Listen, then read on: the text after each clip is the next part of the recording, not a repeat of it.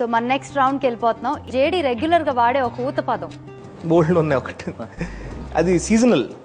ఇప్పుడు ఈ సీజన్ లో ఏం నడుస్తుంది? ఏంటది మీ దగ్గర ఉందా? ప్రూఫ్ ఏమన్నా ఉందా? నువ్వు ఏమైనా నన్ను చెప్పమంటున్నారా? కాయ కచోడి. అవును కరెక్ట్. కాయ కచోడి. సుమన్ ఒక ఊత పదం. జంపర్ మే బంపర్. కొత్తగా స్టార్ట్ అయిన ఊత పదం సుమన్. మధ్యాహ్నం 1 గంట తర్వాత ఈ ఫోన్ వచ్చిన తర్వాత. ఓకే. జేడీది ఒక mannerism. Talking to someone seriously and he just keeps doing the hand like this.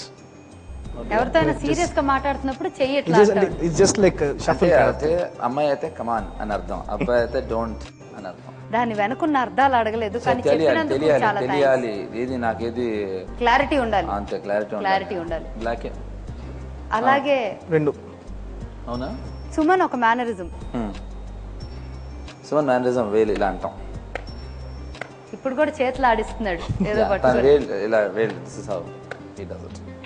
Okay. One unforgettable incident between the two of you. మీ ఇద్దరి మధ్య ఒక మర్చిపోలేని సంఘటన. మా ఇద్దరి మధ్యదా? మా ఇద్దరు జరిగిందా? మా ఇద్దరితో మీకు ఎన్నో వేల సిచ్యువేషన్స్ ఉండుంటాయి కలిసి. అంటే నేను అంటే 1, 2 అని చెప్పడం అన్యాయం అవుతుంది.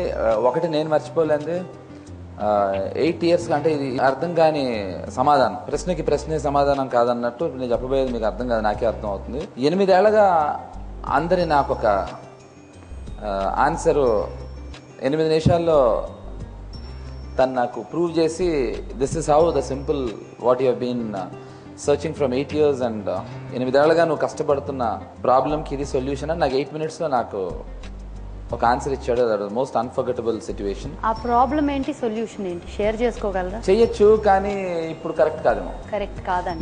నేను చెప్పగలను కాకపోతే I don't think it's right.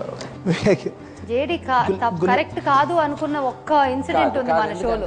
నేను చెప్తాను. అమ్మాయికి పెళ్లి అయిపోయింది, మహేశ్వరికి పెళ్లి అయిపోయింది కదా. సో పెళ్లి అయిపోయిన తర్వాత మహేశ్వరి నుంచి మాడితే పెద్ద బాగుండదు. పాపం పిల్లలు కూడా పుడుతున్నారా?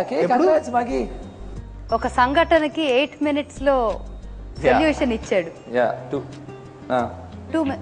అరే మీ ఇద్దరం మాట్లాడు. Best of the friends. మీ మధ్య ఎప్పుడైనా ఒక బాధాకరమైన విషయం జరిగిందా? మా ఇద్దరి మధ్యన జరిగింది. నాకేమీ సంబంధం లేకుండా నిజంగా ఒక మర్చిపోలేని ఒక ఎమోషనల్ సంఘటన. ఒకసారి నాకు ఇంకొక వ్యక్తికి యాక్సిడెంట్ అయింది. నాకేం కానందుకు ఆనందపడ్డాడు, అమ్మాయికి కూడా ఏం కానందుకు చాలా బాధపడ్డాడు. అప్పుడు బాధపడలేదు, ఇప్పుడు బాధపడుతున్నా. మా లైఫ్ చేంజ్ చేసి ఇంకో ఇన్సిడెంట్ ఉంది. ఒకనొక పొజిషన్లో ఒక వెరీ ప్రొఫెషనల్ కమిట్మెంట్లో ఈయన ఒకరి ముందు నుంచుని ఒక 5 minutesలో ఆన్సర్ చెప్పాలి, ఎస్ ఆ నో అన్నది. నేను నా లైఫ్లో ఎప్పుడు అంటే ఆ క్వశ్చన్ హీ జస్ట్ మెసేజ్ చేసి నేను క్లారిటీ ఇస్తాను అది నేను చెప్పకూడదు అనుకున్నాను. ఓకే, అది మన లైఫ్ స్టైల్ చేంజ్ చేసింది. ఆ మూమెంట్కి అలా ఉన్నా ఇక్కడ ఉన్నా అంటే అది because of that. Very emotional విషయం ఏంటంటే నేను ఏ వ్యక్తి దగ్గర నా పేరు చెప్పలేను. ఒక వ్యక్తి దగ్గర ఉండి నేను 5 నిమిషాల్లో డెసిషన్ తీసుకుని రాము గారికి డెసిషన్ చెప్పాలి. రాము గారు ఏది చెప్తే అది నాకు కానీ తనకు కానీ ఫైనల్. ఇది బ్లాక్ కాదు వైట్ అంటే నేను నమ్ముతాను వైట్ అయి ఉండొచ్చు. డ్యూ టు కాంపౌండ్ రే లాగా ఇదేదో కంబషన్ ఆఫ్ రేస్ ఏదో అయిందని ఏదో అనుకుంటానని. సో రాము గారికి నో చెప్పటం అనేది నా జీవితంలో ఇప్పటి వరకు చేయలేదు, ఒక్క రోజు తప్ప, ఆ ఒక్క సంఘటన తప్ప. నాకు ఏం చేయాలో అర్థం కాలేదు, కన్ఫ్యూజ్డ్. ఇంకొక 5 నిమిషాల్లో నేను ఆన్సర్ చెప్పి తీరాలి. సో నాకు ఏం చేయాలో తెలియదు. ఆబ్వియస్గా ఉన్న ఏకైక వ్యక్తి సుమన్కి మెసేజ్ కొట్టారు. I have no clue what's happening, I need to take, he knows what. నా డెసిషన్ ఏంటో తనకు తెలుసు. నేను డెసిషన్ 5 నిమిషాల్లో తీసుకోవాలి. నేను ఎస్ అని చెప్పినా నో అని చెప్పినా అని ఇచ్చాను. నాకు నో అని చెప్పాలని ఉంది. నో అని సుమన్ ఎప్పుడు ఒప్పుకోవాలి. సుమను నో అని చెప్పని ఇచ్చాడు, which is not a joke. Ram Gopal Varma గారు అతని సొంత మామయ్య. బట్ అక్కడ ఫ్రెండ్షిప్కి ఉన్న వాల్యూ అంటే ఆయన చేయమని ఏదో తప్పుడు పని మర్డరో లేకపోతే కాదు, some professional issue. So but ఆ ఒక్క ఎమోషనల్ ఇష్యూ మా ఇద్దరికి చాలా బాండింగ్ పెంచింది. సో నో అని చెప్పారు, దానివల్ల ఏమీ కాలేదు. మా ఇద్దరికి ఒక లాభం జరిగింది అంతే. మేమన్నీ ఓపెన్ కాదు, మేమన్నీ ఓపెన్ బుక్ అన్ని చెప్పేస్తాం అంటున్నారు. కానీ మా ఇద్దరికి ఆ రోజు అక్కడ ఎవరో వల్ల ఇలాగా అంటే మా ఫ్రెండ్షిప్ లో ఉన్న ట్రస్ట్ అది. ఇప్పుడు నేను సరే చెప్తాను రుచిక ముందర కూర్చున్నాను అని చెప్తే ఏమైనా అర్థం అవుతుందా రుచిక ఎవరు? ఫైన్.